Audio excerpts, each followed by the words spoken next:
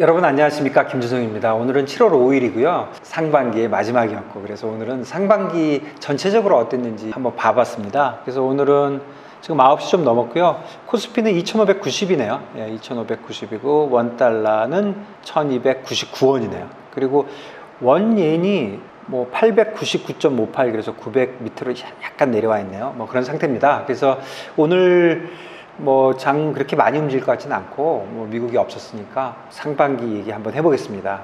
화면을 보시면 제가 제목을 하반기 상승장 계속 따라갈 수 있을까 이렇게 정해봤어요. 하반기도 상승장이긴 한데, 할 것 같은데, 그런데 과연 따라갈 수 있을까? 이게 무슨 말이냐면 계속적으로 주식을 가지고 있을 수 있을까? 왜냐면 뭐 자꾸 불안한 얘기가 자꾸 나오고, 이코노미스트들은 뭐 상반기 잘 못 맞췄다고 하지만 그 포기한 게 아니라 그 나쁘다는 거를 이렇게 좀 지연을 해 놓은 거더라고요. 그래서 그런 얘기가 계속 나올 때 과연 우리가 계속 지킬 수 있을까 이런 생각이 좀 듭니다. 그리고 제가 볼 때 가장 큰 상반기의 특징은 자산 시장 간의 코릴레이션이 그야말로 최저인 것 같습니다. 작년 같은 경우에는 뭐 주식과 뭐 채권, 뭐 주식과 뭐 외환, 뭐 뭐든지 이렇게 좀 따라서 움직였는데, 금년 상반기에는 자산시장 간의 코릴레이션이 거의 없었다. 코릴레이션이 없다는 거는 하나가 오를 때 따라 오르거나 하나가 오를 때 따라 내리는 게 아니라, 그럼 플러스 1이나 마이너스 1이 되잖아요. 거의 0인 거죠. 관계가 없는 거예요. 오르고 내리고에 별로 관계가 없지 않나, 그런 생각이 듭니다. 그래서 한번 보시면은요, 주식시장부터 보면은 제가 한번 정리해 봤는데, 뭐 대강 한 겁니다. 다우는 3.8%, S&P 15.9, 나스닥 31.7% 올랐습니다. 상반기에. 역시 나스닥이 많이 올랐죠. 그리고 다우는 여러분들 다 아시겠지만 그 비중 없이 하잖아요. 시가총액 비중 없이 그냥 그 30개를 그냥 산술 평균을 한 거니까 이제 별로 의미가 없다, 이렇게 봐집니다. S&P보다 나스닥이 많이 오른 이유는 당연히 그 빅세븐이 많이 올랐고, 그 빅테크 세븐이 전체 S&P 오른 거에 뭐 80%, 90%라니까 이런 결과가 나온 거고요.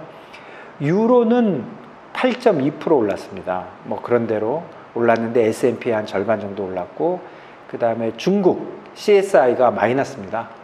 그리고 홍콩 항생은 마이너스 4%고요. 역시 중국이 굉장히 나빴다, 이렇게 봐야 되고, 니케이 27.2% 많이 올랐고, 또 니케이는 오른 것만, 상반기에 오른 것만 중요한 게 아니라 이게 올타임 하이잖아요.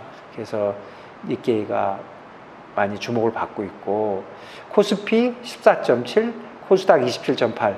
그런데 코스닥은 이 퍼센트도 중요하지만 이제 2차 전지 한 두세 종목이 이끄는 거니까 2차 전지가 좋았다, 이렇게 보면 좋을 것 같고, 인덱스로는 역시 코스피를 보는 게 맞는 것 같고, 코스피가 S&P하고 거의 비슷하게 쫓아갔다. 그리고 참고로 타이완하고 비교해보면 타이완이 우리보다는 좀 더 잘 나갔다, 이렇게 봐집니다. 그래서 이 그래프 한번 보시면요, 이게 S&P하고 나스닥인데, 이게 블룸버그에서 제가 뽑아왔는데, 이게 이제 S&P, 요 색깔 하나는 S&P고 하나는 나스닥인데 6, 5, 4, 3, 2, 1 이를 쭉 한 거예요. 달별로. 진짜 많이 올랐죠. 이런 식으로 금년 상반기가 움직였으니까 진짜 의심의 여지가 없는 거죠. 그리고 연말 예상치를 하잖아요. 항상 어널리스트들이, 스트래티지스트라고. 그 연말 예상치가 요 파란색이거든요. 그 연말 예상치보다 좀 더 위에 있어요.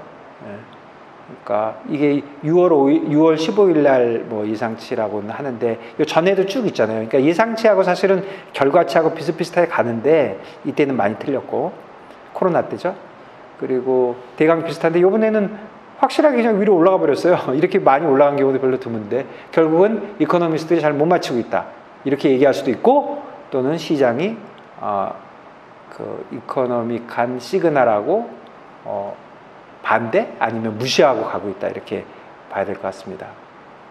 금리 시장 좀 보면요, 금리 시장은 저기 인터넷 가서 볼게요. 금리 시장은 이거 많이 보시는 요 그래프 보면, 요게 1년치예요. 이게 2년 금리거든요. 뭐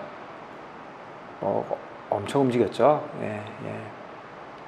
이 정도 움직였으면은 금년을 이게 금년치만 보면은 요겁니다. 여기서부터 시작해서 금년에 이렇게 시작해서 여기 4%까지 갔다가 5% 넘게 갔다가 3.5까지 빠졌다. 지금 5%까지 올라왔잖아요. 조금 더 길게 보시면 이런 그림입니다. 이런 그림. 예, 이거는 굉장히 오래된 그림이군요. 2022년부터 금리가 상당히 높다고 생각되지 않으십니까? 그래서 2년짜리 금리는 상당히 높게 변했고 금년의 움직임을 보면 뭐 주식하고 별 관계없이 움직였다 이런 생각이 들고요. 2년짜리는 상당히 정책금리니까 10년짜리를 한번 볼게요. 이것도 금년치만 보면은 한 이 정도인데 이것도 꽤 움직였죠. 4.4까지 갔다가 3.2까지 갔다가 지금 3.8인데 조금 넓게 보시면 이거는 그렇게 많이 높아 보이지는 않을 거예요. 왜 그러냐면 그 주식 최바닥 갔을 때 장기물이 워낙 많이 올라갔으니까. 그래도 이 실질금리가 이 정도면 상당히 높은 레벨에 있다. 그리고 10년 금리가 이렇게 높게 있다는 거는 앞으로도 금리가 잘 안 빠진다 이런 얘기잖아요. 그래서 조금 더 자세하게 보면 CME도 페드워치 잠깐 볼게요. 페드워치 지금 7월달 FOMC에서는 지금 25bp 올려서 5.5가 된다는 게 지금 86%까지 올라와 있고요. 그리고 뭐 연달아서 2번 올린다고는 별로 생각 안 하고 있고, 오히려 연말에 가면은 조금 더 늘어나잖아요. 그러니까 뭐 9월에서 12월 사이에 한 번 정도 올리지 않을까? 뭐 올릴 가능성이 뭐 절반? 그러니까 한 번 1.5배 정도 올린다고 생각하는 거죠. 그 정도 생각하는 거고, 재밌는 거는 내려오기 시작하는 거는 1월 달에는 전혀 반응이 없고 2월 달, 3월 달 FOMC를 보면은 이게 5.25가 좀 많잖아요. 그러니까 이때부터 좀 내려올 수 있을 것이다 이렇게 보고 있는 것 같고, 내년 말을 보면은 4.25에서 4.5, 그러면 금년에 5.5로 보면은 한 1% 정도 빠진다 이렇게 보는 건데, 여러분 기억나십니까? 이거 옛날도 아니죠. 불과 몇 달 전에 이거 3이었습니다. 사실 금리가 잘 안 빠진다고 보는 거죠. 어쨌든 오늘 얘기로 다시 돌아가 보면은 금리가 오른 것도 오른 거지만 뭐 코릴레이션이 좀 없다 그런 생각이 들고요. 이 시장 간의 괴리라는 게 주식과 채권의 코릴레이션 값이 거의 최저값이라고 합니다. 제가 이 기사 많이 읽었는데 구체적인 데이터 없이 그냥 얘기해서 제가 전해만 드립니다. 근데 코릴레이션 뭐 계산들 해봤겠죠. 거의 최저값이라고 합니다. 그 이유를 보면은 뭐 간단하게 얘기하면 이코노믹 그 시그널의 반영 여부가 다른 거죠. 주식시장은 경기 둔화나 침체 우려에 대해서 상당히 둔감한 거죠. 말 아주 점잖게 하면, 우리말로 하면은 쌩 까고 있는 거죠. 거의 무시하고 있는 거고, 채권 시장은 사실 이자율이 올라가는 거는 뭐 이런저런 얘기하지만 제 생각에는 인플레이션이 장기화될 것 같다는 우려가 더 커졌다 이렇게 봐집니다. 채권은 사실 인플레이션에 대해서 제일 민감하거든요. 다시 우리가 백투 베이직으로 생각을 해보면. 그러니까 크게 보면 저는 간단하게 한마디로 요약하자면 이거라고 생각합니다. 주식시장은 경기 침체는 아니더라도 둔화 우려에 대해서 둔감하고, 채권 시장은 인플레이션 장기화에 대해서 우려를 하고 있다 이렇게 생각이 되고요. 그 다음에 이코노믹 시그널에 대해서는 뭐 여러 사람이 말이 굉장히 많지만 저는 중요하게 요거 한 2개만 좀 봤으면 좋을 것 같아요. 마치 그래프도 있고요. PMI인데요. PMI와 그러니까 이 Purchasing Managers Index인가요? 그러니까 이건 설문조사인데 그 이제 구매 담당자들이 어떻게 생각하느냐인데, 이게 지금 현재 46.9, 지금 47 정도 레벨에 있거든요. 요 빨간색이에요. 그리고 검은색이 이제 월드 인덱스거든요. 세계 전체의 그 주식 인덱스인데, 그런데 보시면 이게 좀 따라다니거든요. 그리고 이게 주식 가격이 보시면 알겠지만 이게 좀 뭐라 그러죠? 후행되죠. 그러니까 PMI가 좀 선행하는 거죠. PMI가 요렇게 가면 그 다음에 까만색이 쫓아오잖아요. 그래서 이게 한 10개월 정도 선행한다 뭐 그래요. 그런데 뭐 정확한 날짜야 알 수 없는 거지만 되게 10개월 정도 선행하는데, 최근에 보면 이렇게 완전히 반대로 가잖아요. 그러니까 이게 시그널에서 벗어났다. 그러니까 주식시장은 최소한 PMI 시그널에서 벗어났다는 거거든요. 왜 PMI 얘기하냐면 PMI가 오랫동안 엄청 잘 맞은 데이터니까, 특히 여기서는 이렇게 잘 맞았는데 뭐 최근에 완전히 벌어져 버리고 있다, 이런 거고요. 그 다음에 이제 두 번째 시그널로 많이 보는 게 장단기 금리 차인데, 이것도 보시면 장단기 금리 차가 작년 9월부터 이렇게 내려왔잖아요. 이렇게 커졌잖아요. 지금 110 정도 되니까 이거는 3개월짜리하고 했을 겁니다. 3개월짜리와 10년짜리 더 많이 벌었죠. 2년짜리보다. 그런데 그동안 뭐 주식은 이렇게 오른 거거든요. 그래서 이 두 가지로 볼 때 주식시장은 좀 벌어졌다. 그런데 잠깐, 이건 제 생각인데요. 금리차 확대를 시그널로 보는 것은 약간 조심할 필요가 있다고 생각해요. 많은 사람이 얘기를 하는데 이거는 100% 좀 안 맞을 수 있다. 이게 제 생각인데요. 이건 제 생각이니까 참고만 하십시오. 제 생각에는 3개월짜리 또는 2년짜리 금리는 정책 금리예요. 그리고 페드가 예전 같지 않고 요즘은 가이던스를 제공하잖아요.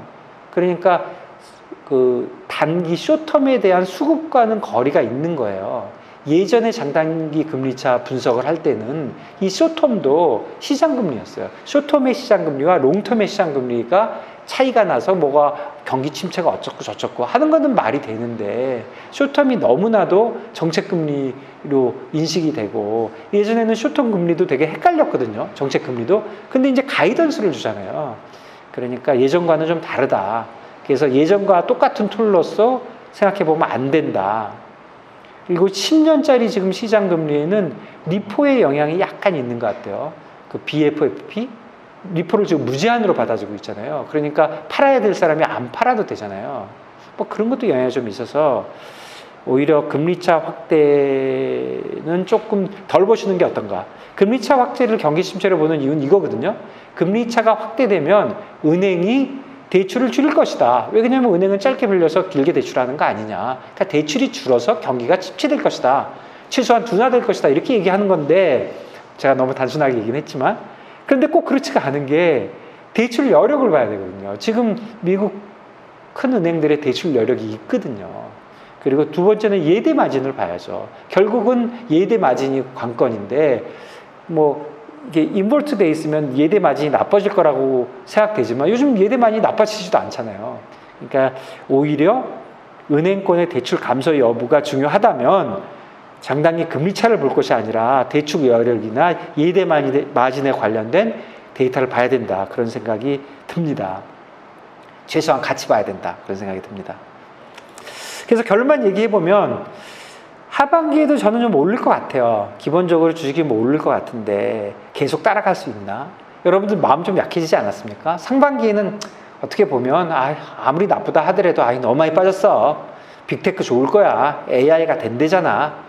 그리고 좀 했는데 이제 일단 좀 올랐잖아요. 이제 부자가 됐잖아요. 원래 부자가 되면 몸조심하는 거거든요. 그런데 이코노미스트들은 계속해서 시그널이 나쁘다고 하니까 상반기보다 올라타고 있을 수가 좀 어렵다, 이런 생각이 좀 들긴 합니다. 그래도 저는 개인적으로 주식을 갖고 있어야 된다고 생각하는데요. 그 이유는 이겁니다. 뭐 하락한다면 얼마나 빠지냐는 거죠. 상반기는 사실 하락하면 많이 빠질 걸 예상했잖아요. 뭐 20%, 30% 급락을 얘기했는데 지금은 급락을 얘기한 사람은 드물잖아요.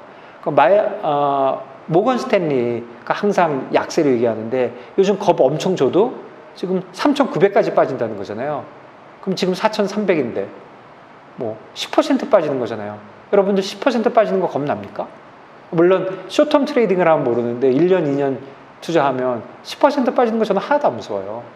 20%, 30% 오를 걸 기대하고 있기 때문에.